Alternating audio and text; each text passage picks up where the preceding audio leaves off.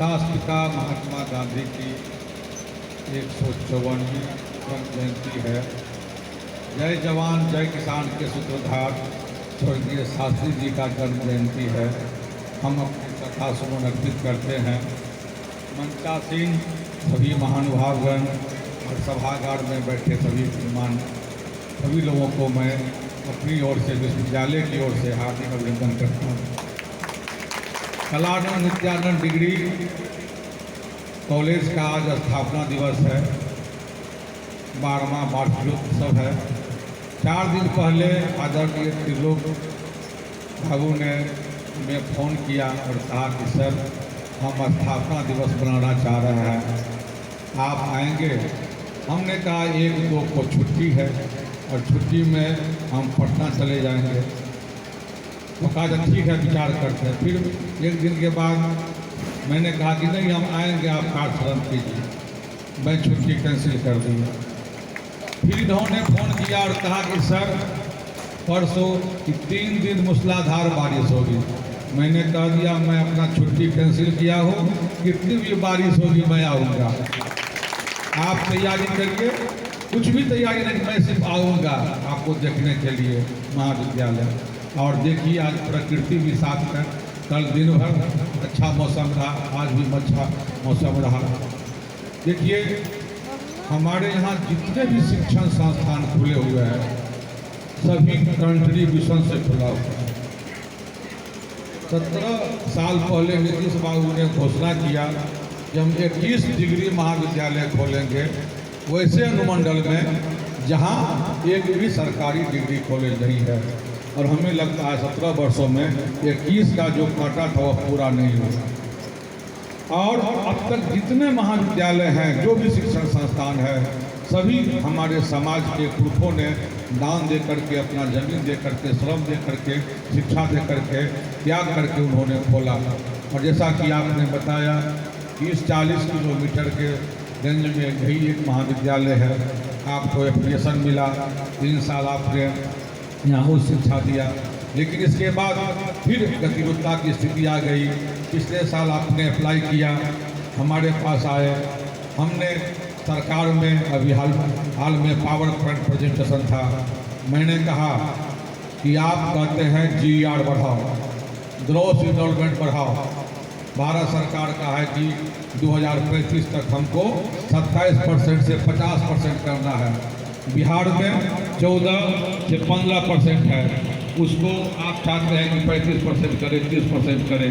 75 वर्षों की आज़ादी में भारत का रेशियो है 27%, आपका है 14%। कैसे हो पाएगा? कैसे हो पाएगा?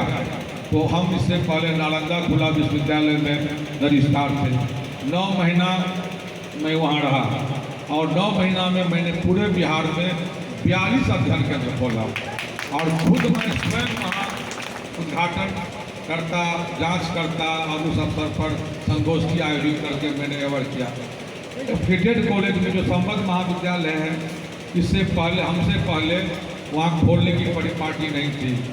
मैंने कहा कि बिहार सरकार के द्वारा मान्यता प्राप्त जितने शिक्षण संस्थान है, जहाँ से भी प्रस्ताव आता है वहाँ नालंदा खुला विश्वविद्यालय का अध्ययन केंद्र खोला जाए। और हमने अपने माननीय कुलपति को, नालंदा विश्वविद्यालय को मैंने कन्विंस किया। इसके पूर्व कुलपति को मैंने कहा, उन्होंने कहा कि ये आपके एक्ट में है, इससे पहले परिपाटी नहीं थी खोलने की। तो हमने शुरुआत किया और हमने देखा कि प्रक्रिया बहुत टफ है, क्योंकि नालंदा खुला विश्वविद्यालय में 117 विषय की पढ़ाई होती है। सबका सब स्किल डेवलपमेंट है, हुनरमंद कोर्स है। जो कोर्स नालंदा खुला विश्वविद्यालय में है वह पूरे भारतवर्ष की पढ़ाई नहीं होती है। डिजास्टर मैनेजमेंट इस तरह का वहाँ पर कोर्स है। काफ़ी लोगों ने मेहनत करके बनाया कि जो दूर दराज के लोग हैं, जो गरीब हैं, जो महिलाएं हैं, गृहिणी हैं, विकलांग हैं, जो रेगुलर मोड में अध्ययन नहीं कर सकते हैं, वे डिस्टेंस मोड में अध्ययन करें। मैंने 38 जिला में से 25 जिला का भ्रमण किया और सब जगह जा कर के मैं खुद अध्ययन केंद्र स्थापित किया। तो हमने सरकार को कहा कि आप हमको एक लिखित दे दीजिए कि जहाँ से भी प्रस्ताव आए मैं वहाँ नालंदा का स्टडी सेंटर खोल दूँ। मैं 3 साल में आपको 50% ग्रोथ इनरोलमेंट बढ़ा दूंगा। मैंने सरकार को ये बात कहा कि आप हमें चिट्ठी दे दीजिए कि जो भी संस्थान आग्रह करे कि मेरे यहाँ नालंदा का अध्ययन केंद्र खोलिए और हम वहाँ जा कर के खोलते। जो हमारे यहाँ बैरियर लगा है, जिसको लोगों ने शहरीकरण करके रखा है, उसको गांव-गांव तक ले जाने की ज़रूरत है। और हमने अपने 9 महीना के कार्यकाल में इसको गांव-गांव तक ले जाने का प्रयास किया।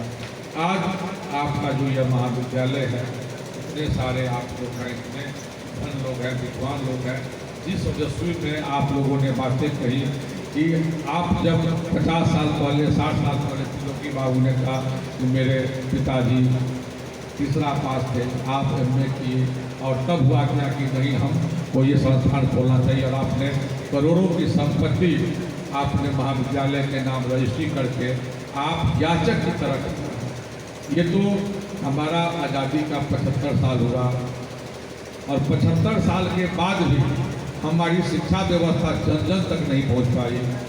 आज हम बापू का जन्म जयंती मना रहे हैं, शास्त्री जी का जन्म जयंती मना रहे हैं। बापू के व्यक्तित्व और कृतित्व को हम याद करते हैं, क्योंकि 2 अक्टूबर राष्ट्रीय पर्व है और ये दिन छुट्टी घोषित होता है। लेकिन जो लोग आखिर उनके नाम पर छुट्टी घोषित क्यों किया गया? इसीलिए छुट्टी घोषित किया गया कि उन्होंने समाज के लिए, देश के लिए कुछ विशेष कार्य किया होगा। तो हम अपने नए पीढ़ी को, वर्तमान पीढ़ी को इस बात से अवगत कराएं कि हमारा देश 200 वर्षों तक गुलाम रहा और हम गुलामी की जंजीरों में